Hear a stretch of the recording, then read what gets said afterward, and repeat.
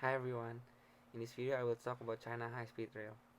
I will share about the history, current status, future plan, controversial events, comparison statistics with other countries, and last, my experience of taking a high-speed rail. History of China High-Speed Rail. First, in 1990, the project proposal for the Beijing-Shanghai High-Speed Railway line has been completed and presented to be the National People's Congress for debate. Then, 7 years later, in 1997, China Railway implemented the first speed up and increased the maximum speed to 140 km an hour while the average speed to 54.9 km an hour. Afterwards, China implemented 5 times of speed up. Then, a decade later, in 2007, the CSR train was launched for the first time in China. This marked a breakthrough development of China train's technology capability from introduction to innovation. Then, in 2008, the Beijing-Tianjin Interurban Railway, China's first high-speed railway with complete autonomous intellectual property rights, has begun operations.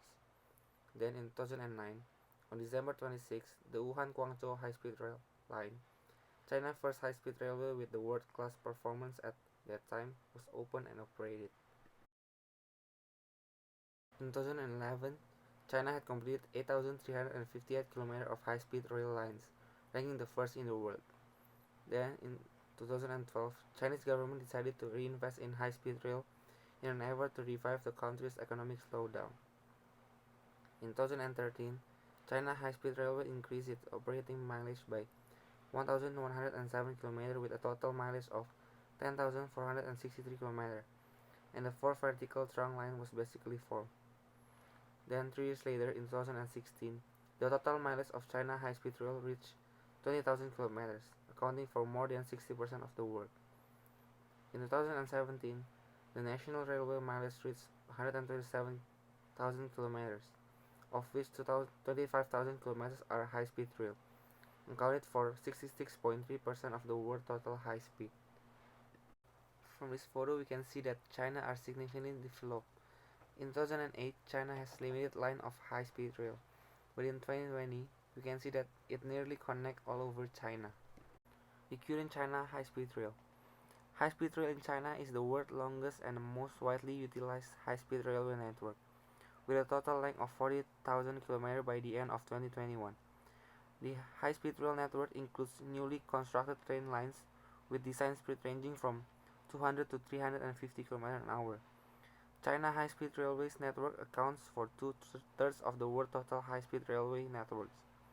The China Railway Corporation owns and operates nearly all high-speed rail trains, track and services under the trademark China Railway High Speed.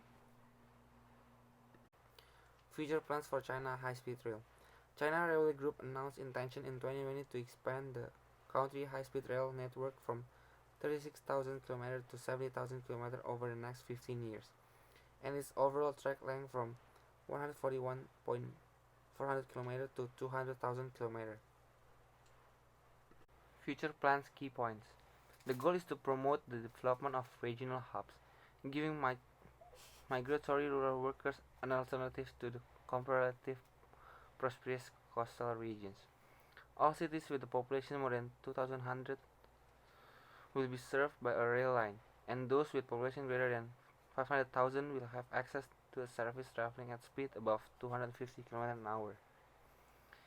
Beijing sees the investment as a method to boost demand in the aftermath of the COVID-19 epidemic and the ongoing trade conflict with the United States. Larry Hu, chief China economist with Macquarie Capital, told the South China Morning Post, China economic growth has three pillars: export, property, and infrastructure investment. Export can no longer be relied upon, and property speculation will be curbed. So infrastructure investment is the last pillar that shouldn't fall. China high-speed rail controversies. The first one is the corruption cases by Liu Qijun, a strong proponent of high-speed railroad in China, was ousted from the office in February 2011 on corruption accusations. According to The Economist, Liu collected 1 billion bribes in connection with the railway building contracts. In 2010, investigators discovered evidence of another 176 million misappropriation from the 33 billion Beijing-Shanghai high-speed train. Zhang Suguang, another high official in the railway ministry, was also fired for corruption. Zhang was reported to have diverted 2.8 billion to his own foreign accounts. The second one is the Wenzhou accident. Two high-speed trains collide on the Ningbo Taizhou Wenzhou Railway in Wenzhou, Zhejiang Province, Luqian District on July 23, 2011. When a train approaching Wenzhou was struck by lightning, it lost power and came to a standstill. Another train rear-ended the stale train due to the defective signaling. A few of carriages were delayed. According to state-run Chinese media, 40 people were killed and at least 192 were hospitalized, with 12 badly injured. The Wenzhou train disaster, as well as railway authorities' lack of accountability, generated public fury and highlighted concerns about the safety and estimation of China's high-speed rail system. Concerns over quality and safety have delayed efforts to export less expensive high-speed rail technology to other countries. China and Spain high-speed rail comparison.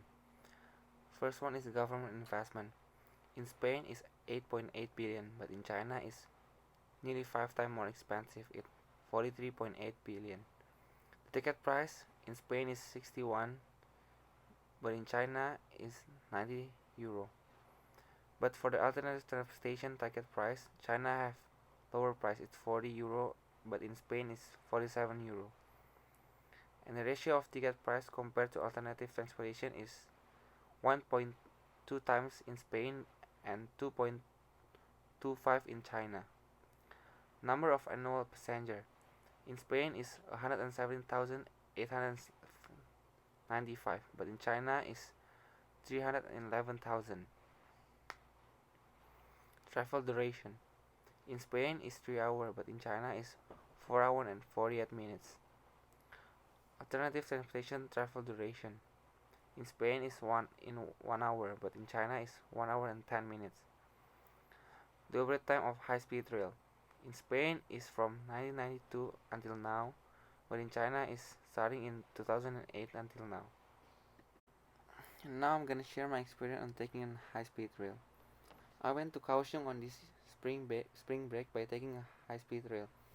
It took around 1 hour and 30 minutes. Well, the price difference is quite far compared to taking a bus, but I think it will be more convenient because there's no traffic at all.